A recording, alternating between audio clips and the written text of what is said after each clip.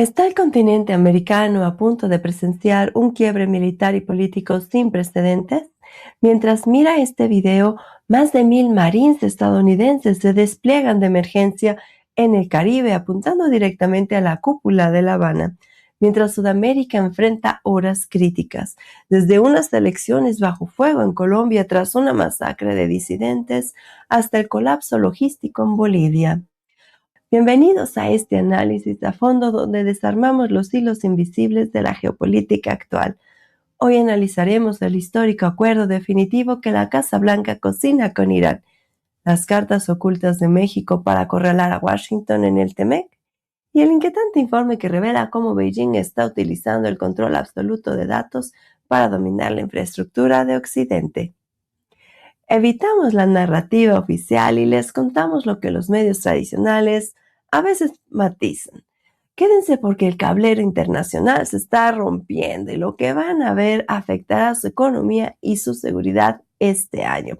Soy Jen García y esto es Líderes del Mundo Hispano, periodismo independiente. Comenzamos.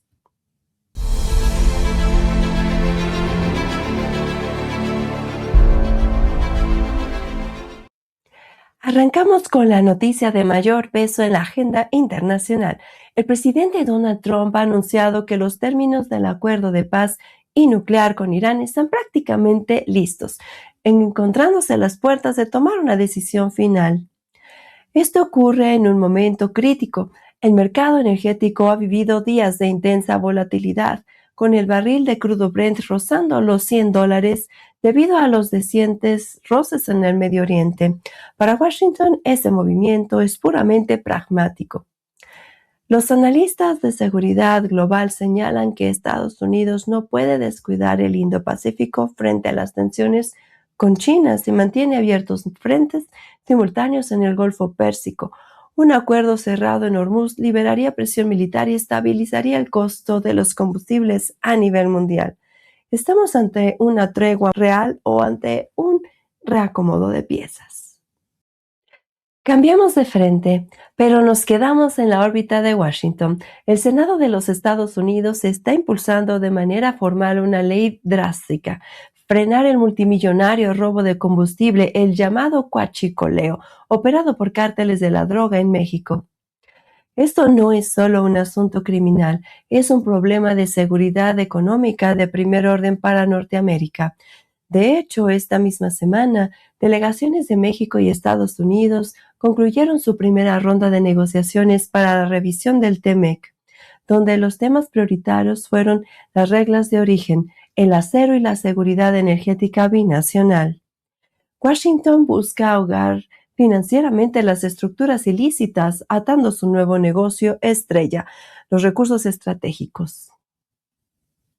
Pero la mayor amenaza actual para la región no viaja en buques de carga, sino en el organismo humano. La preparación del Comando Sur ante amenazas biológicas globales se ha concentrado de emergencia en un punto crítico: el Canal de Panamá. La razón: Norteamérica está uniendo esfuerzos de manera inédita ante el brote global de ébola, anunciando severas medidas sanitarias conjuntas.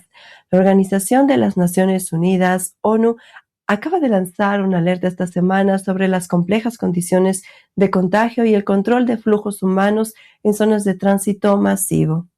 La urgencia es máxima. Estamos a las puertas de la Copa Mundial de la FIFA 2026, con millones de aficionados internacionales planeando cruzar las fronteras de México, Estados Unidos y Canadá en los próximos días. El control epidemiológico en el Canal de Panamá se ha convertido en el primer escudo estratégico del continente para evitar una parálisis global. Todo este despliegue nos lleva a un concepto que está resonando con fuerza en los círculos de defensa: el escudo de las Américas. Esta promesa estratégica plantea una integración militar y de inteligencia para blindar el hemisferio occidental, pero ya encuentra sus primeros límites estructurales. La presión en las terminales aéreas y terrestres en Estados Unidos está llegando a su límite. Paralelamente, las autoridades han emitido alertas para los viajeros internacionales, advirtiendo que los vuelos podrían verse severamente afectados debido a las oleadas de protestas civiles organizadas contra el ICE, el Servicio de Inmigración y Control de Aduanas de Estados Unidos. El choque entre la doctrina de seguridad nacional y la defensa de los derechos humanos está generando cuellos de botella logísticos que prometen complicar el tránsito global durante todo el verano. Para cerrar el panorama en Washington, entramos en el terreno de la política interna y las controversias de alto perfil. Por un lado, el presidente Trump ha interpuesto una demanda formal contra el diario The Wall Street Journal, buscando desvincular legalmente su nombre y sus operaciones financieras de las filtraciones relacionadas con las cartas del caso Epstein. Y por el otro, en una movida de comunicación que ha desconcertado a las redes sociales, la Casa Blanca acaba de estrenar una sección nueva oficial titulada Aliens. Pero antes de que piensen en naves espaciales, no es lo que se imagina. El portal está destinado estrictamente al control administrativo, registro y desglose de datos migratorios de ciudadanos extranjeros, usando un término legal anglosajón clásico, pero con un claro tinte de impacto mediático y distracción política. Cruzamos la frontera para analizar el núcleo de la economía latinoamericana. La renegociación del TEMEC está alcanzando su punto más álgido de tensión y las cartas sobre la mesa se están jugando de forma agresiva. Los exportadores mexicanos han lanzado una declaración contundente. Afirman que Estados Unidos depende mucho de México para mantener su estabilidad operativa y comercial. Sin embargo, los tiempos se agotan. El secretario de Economía, Marcelo Ebrard, acaba de confirmar que las negociaciones formales del TEMEC se van a extender más allá del plazo límite del 1 de julio de este 2026. ¿Qué hay detrás de esta prórroga? Las presiones son inmensas. Por un lado, la industria automotriz mexicana está exigiendo con firmeza que se eliminen las tarifas y aranceles de Estados Unidos en esta renegociación para evitar un golpe inflacionario. Pero por el otro, el presidente de la Asociación de Bancos de México ha encendido las alarmas rojas con una dura advertencia. El país debe cuidar sus reformas institucionales y fiscales con urgencia para no perder su grado de inversión. El dinero inteligente está observando y México se juega su estabilidad financiera de los próximos 10 años y los siguientes 2 meses. Mientras la economía en México se negocia a puertas cerradas, la política interna está viviendo un auténtico terremoto que conecta directamente con Washington. En un hecho sin precedentes para el legislativo, el senador mexicano Enrique Insunza no acudió a la sesión del Senado y solicitó una licencia de emergencia tras verse envuelto en severos señalamientos e investigaciones por parte del Departamento de Justicia de los Estados Unidos. Este cruce de acusaciones internacionales añade gasolina al fuego de la soberanía nacional. Y la polarización no termina ahí. En la Cámara de Diputados, el bloque de Morena ha solicitado formalmente un juicio político contra la gobernadora del estado fronterizo de Chihuahua, Maru Campos. Las fracturas entre el gobierno federal y las administraciones estatales de oposición se profundizan justo en el año más crítico para la seguridad fronteriza. La estabilidad política interna pende de un hilo. Cerramos este bloque conectando con el evento que paralizará al planeta en unas semanas, el Mundial de Fútbol de la FIFA 2026. Pero detrás de la fiesta del balón hay una realidad sumamente preocupante que las autoridades ya no pueden ocultar. El gobierno de México ha lanzado una advertencia formal sobre los altos riesgos de lavado de dinero y trata de personas que se incrementan exponencialmente rumbo al torneo debido al flujo masivo de turismo internacional. Las redes criminales ven esto como una oportunidad de oro y contenerlas requiere un esfuerzo titánico. Ante este escenario, la cooperación con el vecino del norte es vital. En una declaración clave, el liderazgo de Washington, representado por las contrapartes estadounidenses, ha reconocido públicamente que los golpes al narcotráfico y el freno al tráfico ilegal de armas hacia el sur son algunos de los mayores logros conjuntos recientes entre México y Estados Unidos. La pregunta es, ¿Serán suficientes estos logros para garantizar una Copa del Mundo segura y limpia en un territorio bajo máxima alerta? Damos un giro drástico hacia las aguas del Caribe, donde la tensión militar y diplomática acaba de escalar a niveles que no veíamos desde los momentos más oscuros de la Guerra Fría. Cuba está en el epicentro de una estrategia de máxima presión por parte de Washington. La noticia que sacude los cimientos de La Habana: 1.300 marines y marineros de los Estados Unidos se han unido de emergencia al despliegue naval en el Caribe. Este movimiento de tropas no es un ejercicio de rutina, coincide con un asedio político y judicial directo contra la cúpula del régimen cubano. En unas declaraciones que han congelado la diplomacia hemisférica, Todd Blanche, un funcionario clave del aparato legal y político de Washington, ha afirmado categóricamente que Estados Unidos hará todo lo posible para llevar a Raúl Castro ante la justicia estadounidense. La retórica ha pasado de las sanciones comerciales a los tribunales federales. Pero la ofensiva ya registra sus primeros golpes operativos en suelo norteamericano. En una acción coordinada, las autoridades federales de Estados Unidos detuvieron a la hija del ex vicepresidente y general cubano Ulises Rosales del Toro. Esa detención estratégica envía un mensaje contundente a la élite militar de la isla. Los círculos familiares e históricos del poder ya no tienen un lugar seguro en el extranjero. Estamos viendo el diseño de un cerco total sobre Cuba, donde el músculo militar en el mar respalda la ofensiva judicial de los despachos de Washington.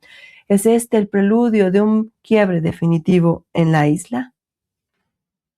Nos adentramos en el corazón de Sudamérica, donde las próximas horas serán determinantes para la estabilidad democrática de la región. En Colombia, una masacre en la selva encendió todas las alertas de seguridad nacional. Fuertes combates armados entre dos facciones disidentes de las extintas FARC han dejado un saldo trágico de al menos 48 muertos en el departamento selvático del Guaviare. Las fuerzas militares intentan recuperar los cuerpos en una zona controlada por las economías ilícitas del narcotráfico. El país entero acude a las urnas mañana bajo la sombra de una violencia que se resiste a desaparecer, y la situación no es menos dramática para su vecino.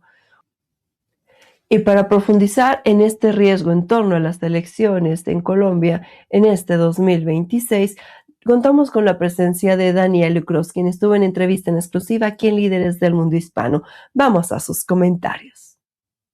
Este ambiente tan tenso que se ha vivido a partir, pues tal vez desde el asesinato del candidato Uribe Turbay, que fue una cuestión lamentable, y desde entonces se ha visto un ambiente de violencia en torno a las elecciones. Y este próximo domingo se viene ahora sí que pues ya la primera vuelta para la cuestión de los presidentes. Entonces, en este sentido, la gente común todavía no ve qué pueda suceder en esta situación del mapa electoral a cómo está distribuido hoy en día. Bueno, mira, Colombia naturalmente está enfrentando una degradación progresiva de la seguridad, de la gobernabilidad y de su constitución nacional, la ley de leyes. Con ello, quiero decirte que no es la primera vez, pero en estos momentos la situación se torna crítica. La situación más triste fue el asesinato de Miguel Uribe Turbay. Y eso fue el campanazo para entender el poder desestabilizador de los grupos armados transnacionales criminales que están en Colombia. Así que esos actores irregulares han evolucionado más allá del modelo tradicional insurgente o criminal del cual creemos conocer. Lo que quiero aclararte sobre el nivel de riesgo en estos momentos es un nivel de riesgo alto.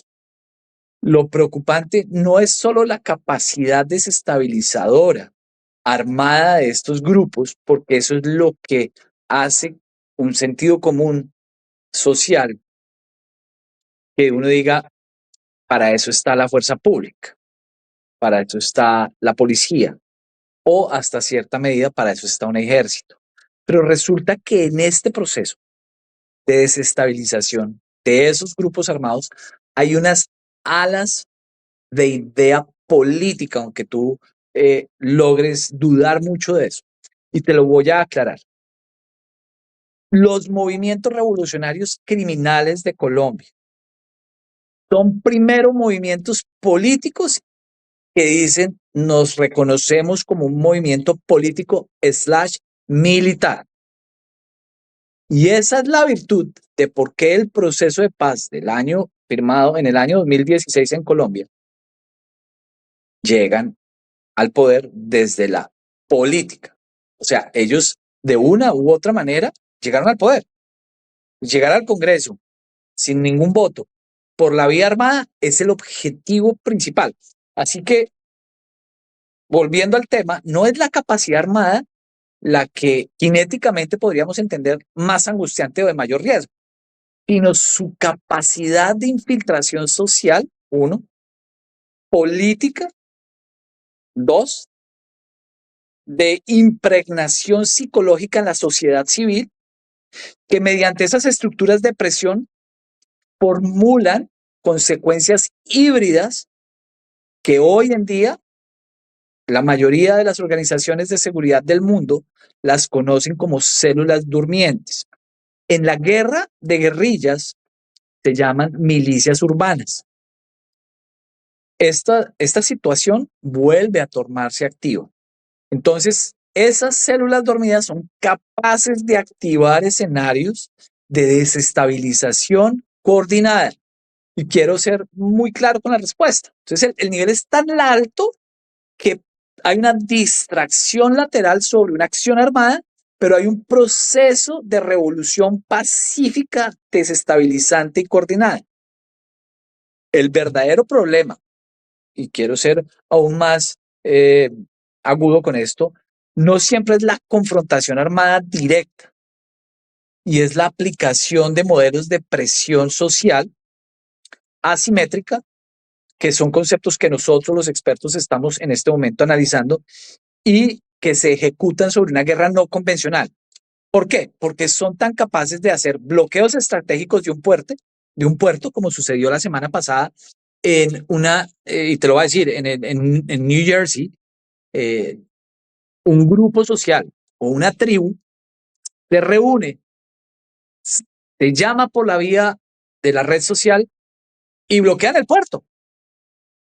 En Colombia está pasando por medio de dos acciones. Una, por la sociedad civil ingenua e incauta en una presión asimétrica de bloqueo estratégico de vía, como es la vía panamericana. La vía panamericana en Colombia en este momento es inandable, es imposible moverse sobre la vía panamericana.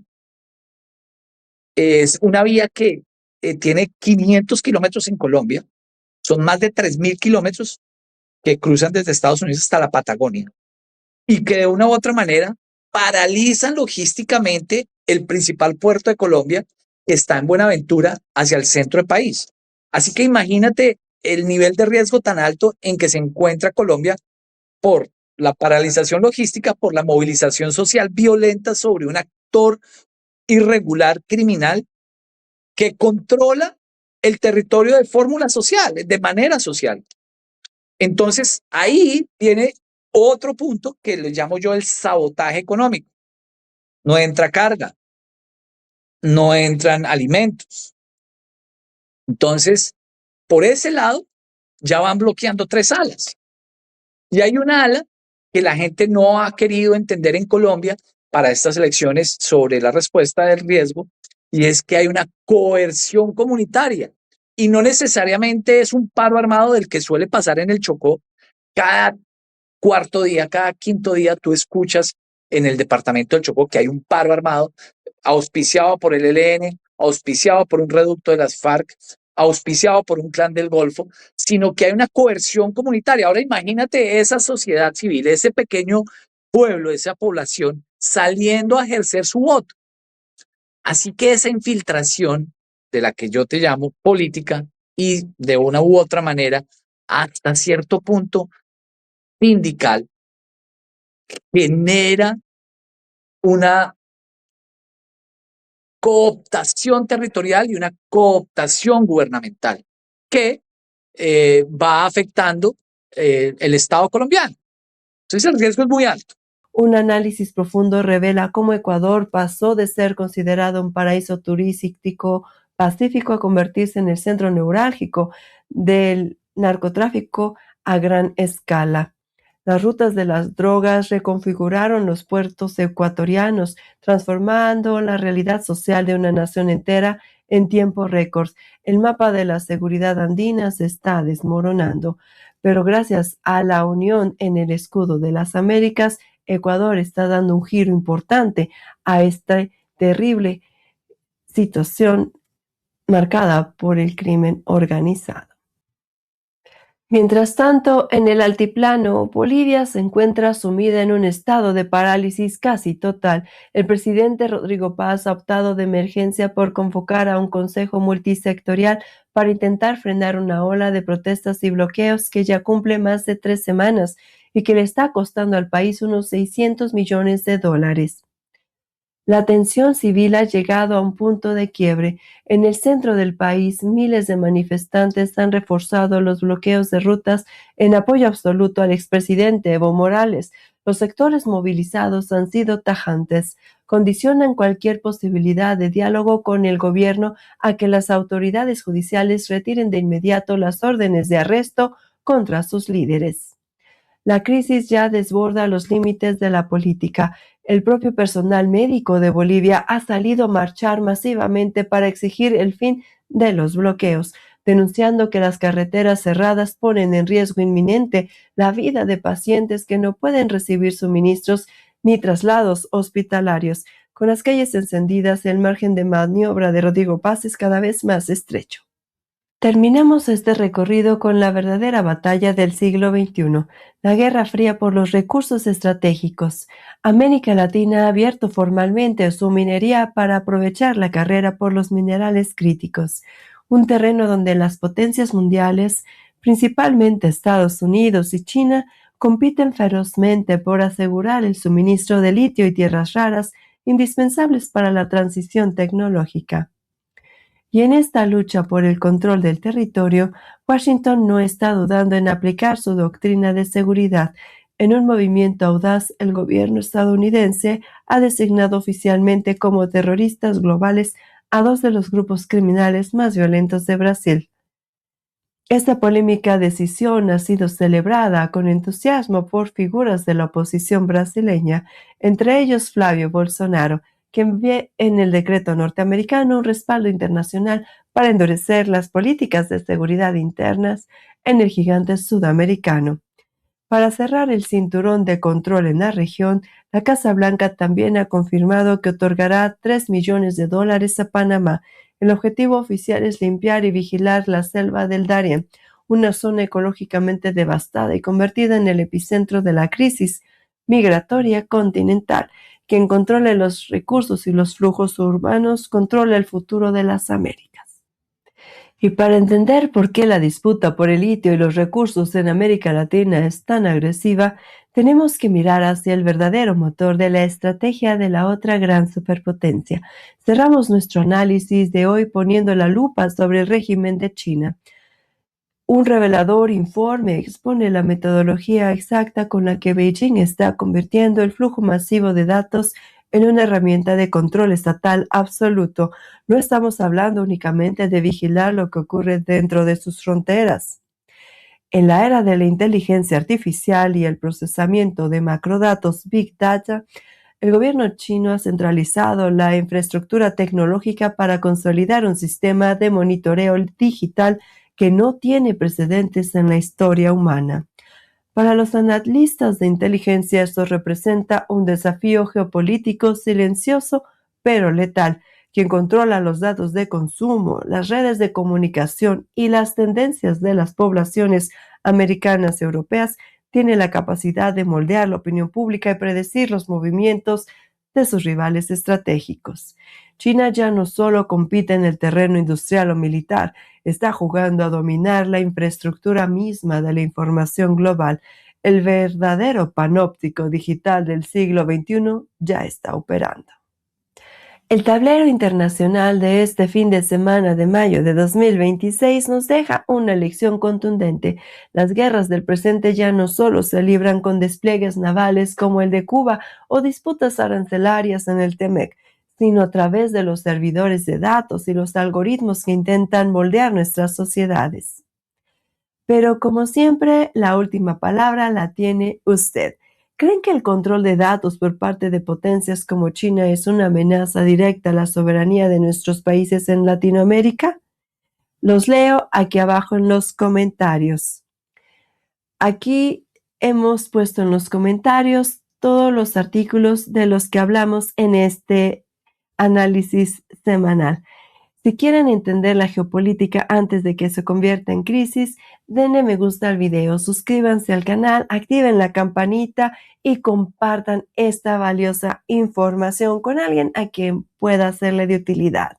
Soy Jen García y esto fue Líderes del Mundo Hispano, periodismo independiente. Nos vemos en el próximo análisis geopolítico. Hasta la próxima.